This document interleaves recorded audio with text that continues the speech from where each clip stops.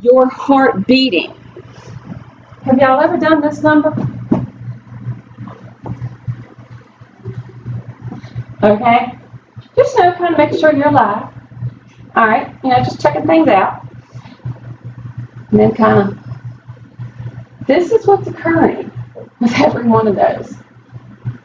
I mean, it is so amazing.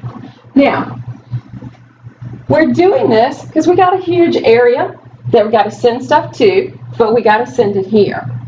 So this coronary circulation that we have, it is very unique, okay?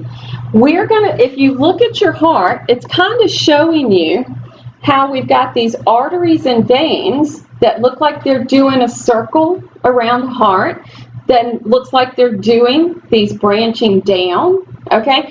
So this coronary circulation for the heart, it is very unique. And if you think about it, the heart, let's see, working 24/7, 365, 366 if it's a leap year, in addition to some of these other organs that we have doing the exact same thing, they're working pretty hard, okay? And they need a really good supply of nutrients, oxygen, and picking up waste. Because those cells are working. Those cells are needing the nutrients, they're needing the oxygen, they're creating waste, all right? So they need to be taken care of. So when we begin to look, this is some of the branching that occurs, okay? The branching, all right, 1, 2, 3, 4. Single, double, triple, bi. Quadruple. Okay? And this is the branching that it does. It has what looks like, goes around, then begins to branch on each side. So this structure, awesome. Something else that you'll notice about this coronary circulation, those arteries and veins, they are literally on the outside of the heart. They're protected by the fat found on the heart. That can be good, that can be bad. All right? Because managing the when someone goes on a diet, all right, they begin to lose weight. They'll be like, well,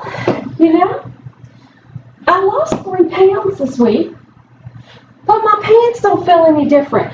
I don't get it. Where did I lose the 3 pounds this week? When you go on a diet, the first place you lose your weight is around your organs. Because when you carry weight, it's too much fat around the organs. And that's not healthy. Have you ever heard of someone being told, you have a fatty liver?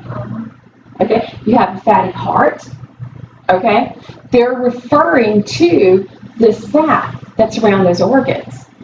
And it can actually impede the action of those organs. Does that make sense? So, it is very well protected for this blood flow. But this is the stuff, okay? If you begin to look at this, Donna, this would be where they would go and reroute that blood flow on the outside when someone has that bypass. Isn't that amazing?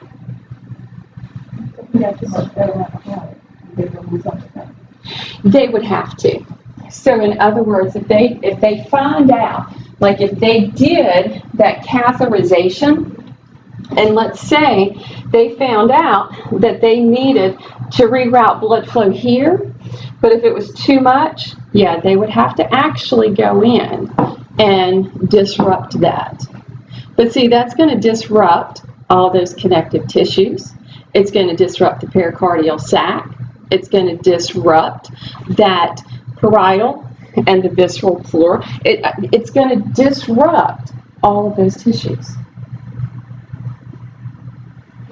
which could lead to other issues like pericarditis.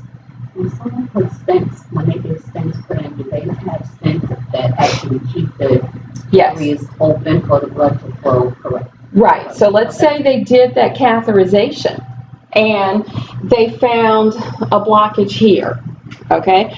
And if they couldn't clear it with the roto-rooter, you know, the little thing that'll twist and break it off and everything, they might have to go in and put that little spring in, and hopefully the goal is that it'll hold it open. Yeah. So these, I mean, they have come a long way in stuff that they can do with the heart. Okay? Trust me, cardiac surgeons, brain surgeons, my hat goes off to you. Amazing stuff, but my hat definitely goes off to them. So, as we continue to move in this topic, what we're going to do is we're going to look a little more at some of these arteries and veins, but we're going to also look at the blood flow that's going to be coming into the heart, and we're going to look at some of those pressures that begin to get so important, because pressures are important when we talk about the movement of this fluid, mainly because we know that high blood pressure can be a major issue, right? Can low? Yes. Yes. Both of them can be just as detrimental to the body. And so it becomes important us understanding these pressures. Because you go to the doctor, and what's one of the first things they do to you? Take your blood pressure. First thing they want to do, they want to make you step on that scale. All right? And I'm like, and then they want to take your temperature, and then they want to get that blood pressure, and then they want to, all right? But it's good, okay? Because it is a measure of health, you know. But take a break, be back at 9:30.